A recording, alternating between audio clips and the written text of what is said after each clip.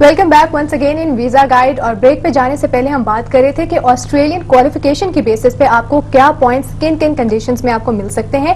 हमने doctorate degree की बात की, मास्टर्स और ऑनर्स की बात की, और अब मास्टर्स और ऑनर्स में आगे ऑप्शंस क्या हैं उनको हम आपके लिए बता रहे थे। इनफैक्ट मिस्टर नून बता रहे थे जी, बैचलर्स डिग्री पे हम आ चुके थे। और you have completed an Australian bachelor degree at an Australian educational institution while physically present in Australia, and based on your course results, your award states that you were awarded honors at least upper second class level. अच्छा ठीक है, यानी अपर second class level से कम की अगर आपकी कोई degree है तो वो ये मार्क्स आपको नहीं मिलते, आप इस कैटेगरी में फॉल नहीं करते। ये 15 नंबर आपको नहीं मिल पाएंगे उसमें। 15 से नीचे वाले नंबर पे हम जाते हैं, लेकिन उससे पहले एक कॉलर है हमारे साथ, उनसे बात करते हैं। अस्सलाम वालेकुम। अस्सलाम वालेकुम। वालेकुम सलाम। दानिश, क्या हाल चाल है आपके? कैसे हैं सारा भाई, आप ठीक हैं? बिल्कुल ठीक, अल्लाह का शुक्र। सर आप ठीक हैं? अस्सलाम वालेकुम सर। जी वालेकुम अस्सलाम। दानिश कैसे हो? आपकी दुआएं चाहिए सर। Good, thank you. आज तो सर ऑस्ट्रेलियन इमिग्रेशन डिस्कस हो रही है। हाँ जी, ऑस्ट्रेलिया में आज हम आपको लेके जा रहे हैं। ठीक है सर, क्या बात है आपकी, आप बहुत ग्रेट हैं सर। Thank you. अच्छा, मैं ये कह रहा था सर कि ऑस्ट्रेलियन इमिग्रेशन को जो आप ये कह रहे हैं कि ये बताएं सर कि एक तो इसमें कितना अर्सा लगता है अप्लाई जब हम करते हैं, एक दूसरा इसमें सर हमारे ओरिजिनल डॉक्यूमेंट सारे जमा होते हैं, मतलब देने पड़ते हैं इसमें।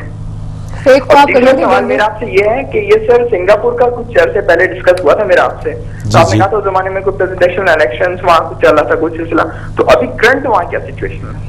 बस ये मेरे सवाल है। Thank you very much. अस्सलाम वालेकुम। वालेकुम अस्सलाम। अच्छा, सबसे पहले ओरिजिनल डॉक्यूमेंट्स का आंसर मैं दे देती हूँ कि फेक तो आपके किसी केस में चल भी नहीं सकते और उसको हम इनकरेज भी नहीं करते, तो आपने अपने ओरिजिनल ही सबमिट कराने हैं। हाँ नहीं, उनकी जो मेरा ख्याल है जो नुक्ता नजर था उनका कि आया आपकी कॉपीज चाहिए या ओरिजिनल डॉक्यूमेंट्स चले जाएंगे? कॉपीज चलती हैं।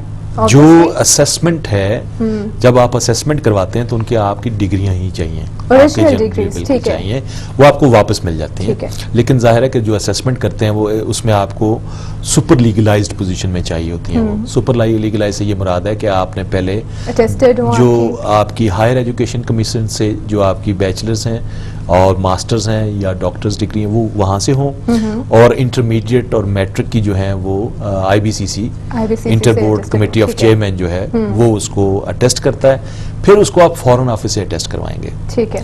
और उसके बाद फिर आप वो जो डिग्रीज हैं वो आप असेसिंग बॉडी को भेजेंगे, और असेसिंग बॉडी जो है वो फिर उसके मुताबिक उसको आगे फिर जब आपकी असेसमेंट हो जाती है तो आपको वापस कर देगी, डॉक्यूमेंट्स वगैरह मिल जाएंगे आपको आपकी डिग्रीज। दूसरा क्वेश्चन था इनका कि टाइम कितना लग जाता है बेसिकली इमिग्रेशन के लिए क्वालिफाई करने में? टाइम जो असेसमेंट का तरीकाकार है, असेसमेंट में आपको 8 वीक्स लगते हैं। अच्छा, लेकिन आप कम अज कम 12 वीक्स ध्यान में रखें।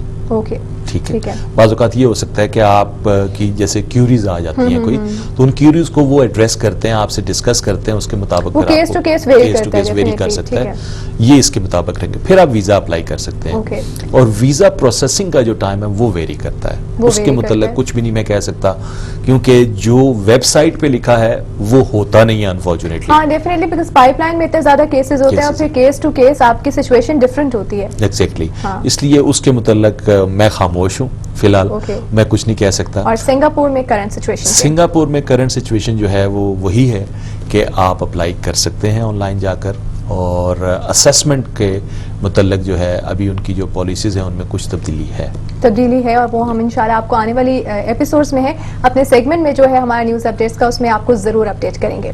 ठीक है, हमने 15 पॉइंट्स तक बात की और अब हम आगे थे 5 पॉइंट्स किस बेसिस पे? You have completed an Australian degree, diploma और trade qualification while in Australia, and you have studied full time in Australia for a total of at least 2 years, 2 academic years towards the award of a degree, diploma or trade qualification. ठीक है।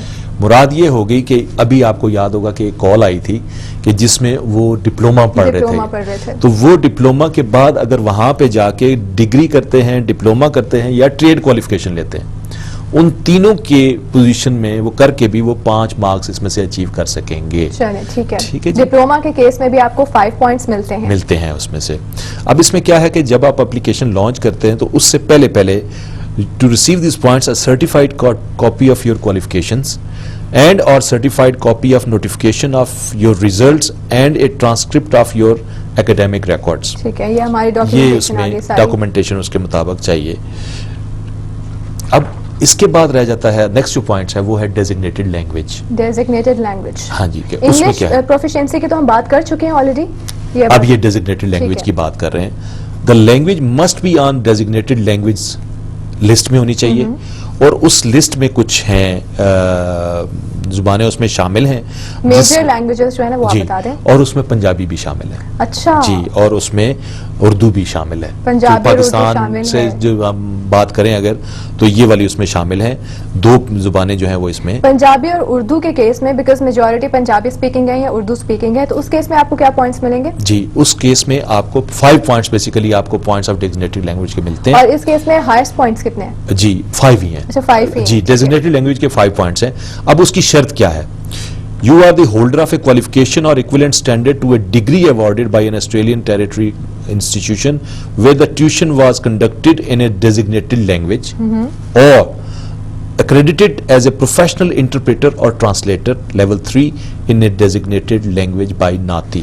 Okay. یعنی اگر آپ نے, اب بعض اوقات یہ ہوتا ہے کہ آپ کے پاس ماسٹرز ڈگری موجود ہے, گریجویشن, یہ مارکس جو ہیں آپ اگر ایک ٹرانسلیٹر یا انٹرپریٹر کا کورس کر لیتے ہیں, اپنی اسیسمنٹ کروا لیتے ہیں, تو اس پوزیشن میں آپ کو یہ مارکس, یہ انتہائی قیمتی مارکس ہیں جو کہ بہت سارے لوگ جب نہیں کر پاتے, تو یہ ان کے لیے ایک وے ہوتا ہے کہ جس میں وہ اچیو کر سکتے ہیں. لاسٹ مومنٹ پہ آپ کے لیے ایک پوائنٹ جو ہے نا وہ آپ کے لیے بہت قیمتی ہوتا ہے, بہت امپورٹنٹ ہوتا ہے.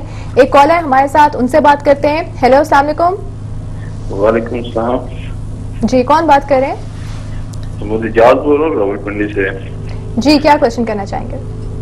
میں یہ کرنا چاہتا ہوں کہ میں ورک ویزے پہ تو بھیج گیا تھا, میں نے ویزا نہیں کینسل کروایا تھا, تو واپسی میں وزٹ پہ جانا چاہتا ہوں, تو انٹر ہو جاؤں گا یا نہیں؟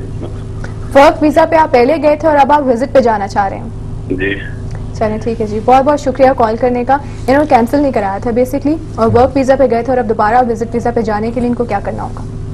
سب سے پہلی بات تو یہ ہے کہ جو بھی آپ کا پرپز آف وزٹ ہے, آپ کو اسی کے مطابق یعنی ویزا کے ریگولیشنز کی ہمیشہ پابندی کرنی چاہیے. ٹھیک ہے. ایک بات, جب میں دبئی کی طرف آؤں تو Dubai is few of world's immigration systems جو کہ تمام تقریباً کمپیوٹرائزڈ ہو چکا ہے. ٹھیک ہے. اور ان کے پاس, اور پھر جب ہم پاکستان سے جاتے ہیں یا ان ممالک سے جاتے ہیں تو وہ ایک تھورو چیک بھی ہوتا ہے. ان کا اگر ورک ویزا تھا اور ان کے امپلائر نے اگر وہ ویزا کینسل کروا دیا ہے, انٹیمیٹ کر دیا ہے, تو وہ ان کے ریکارڈز میں موجود ہوگا, تو ان کو ڈیپورٹ کر دیا جائے گا. سو ان کے لیے بیسٹ آپشن یہی ہے کہ یہ جس مقصد کے لیے جا رہے ہیں اس مقصد کا ویزا حاصل کر کے جائیں, یا اپنے امپلائر سے رابطہ کریں. اگر ابھی تک انہوں نے ان کو اسٹاک آف نہیں کیا تو یہ پھر ان سے بات کر سکتے ہیں, ان سے کنسلٹیشن کر کے جائیں کہ میں دبئی آنا چاہتا ہوں, تو کوئی پرابلم تو نہیں ہے میرے لیے. Would you like to accept? صحیح. اچھا, ابھی ہم نے یہ لینگویج کی بات کی, اور یہ لینگویج ڈیزگنیٹڈ لینگویج کو آپ جلدی سے ریپ اپ کر دیں بیکاز ٹائم ہمارے پاس. جی بالکل, ڈیزگنیٹڈ لینگویج تو ہم نے ریپ اپ کر دی. ٹھیک ہے. اب آپ آتا ہوں نیکسٹ پوائنٹ پہ کہ اگر آپ نے اسٹڈی کی ہے اور لیونگ ان ریجنل آسٹریلیا کی ہے, پھر بھی آپ کو 5 پوائنٹس مل جاتے ہیں. اچھا, اسٹڈی اور ریجنل آسٹریلیا, ریجنل آسٹریلیا میں آپ نے رہے ہیں تو you need to meet the Australian study requirement. This does not include any study undertaking as distance education, جو ہے وہ اس میں شامل نہیں ہے.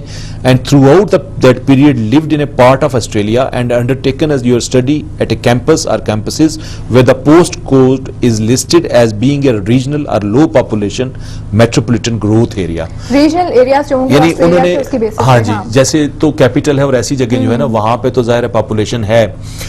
اس بات کو انکریج کرنے کے لیے کہ لوگ لاہور کی بجائے گجرانوالا جائیں یا فیصل آباد جائیں, یا اس پوائنٹ آف ویو سے اگر آپ نے اس جگہ میں رہ کے آپ نے یہ اسٹڈی کی ہے تو آپ کو اس کے 5 پوائنٹس اس کے آپ کو 5 پوائنٹس مل سکتے ہیں. ٹھیک ہے, thank you so much for being with us, اور آج آپ نے ہمیں بتایا, ٹائم نکالا, ہمیں بتایا آسٹریلیا کے پوائنٹ بیس سسٹم کے بارے میں. آئی ہوپ ویئرز آج کا ایپیسوڈ جو ہے وہ آپ نے انجوائے کیا ہوگا, بہت کچھ لرن بھی کیا ہوگا. آج ہم نے جنرل اسکلڈ مائگریشن پہ آپ کو پوائنٹس بیس سسٹم پہ کون سے کیٹیگری میں کتنے کتنے پوائنٹس ملتے ہیں اس کو ہم نے آپ کو بہت کلیئرفائی کر کے بتایا, اور پروگرام کا ٹائم جو ہے وہ ختم ہو گیا ہے. اور last but not the least میں تھینکس کہنا چاہوں گی دوبارہ عثمان انصاری کو فرام ایویوا, جنہوں نے اسپانسر کیا ہے اپنا وارڈروب. اپنا بہت بہت خیال رکھیے گا, ہمیں دیجیے اجازت, آپ سے ملاقات ہوگی انشاءاللہ نیکسٹ ویک. ٹل دین اللہ حافظ and keep watching visa guide.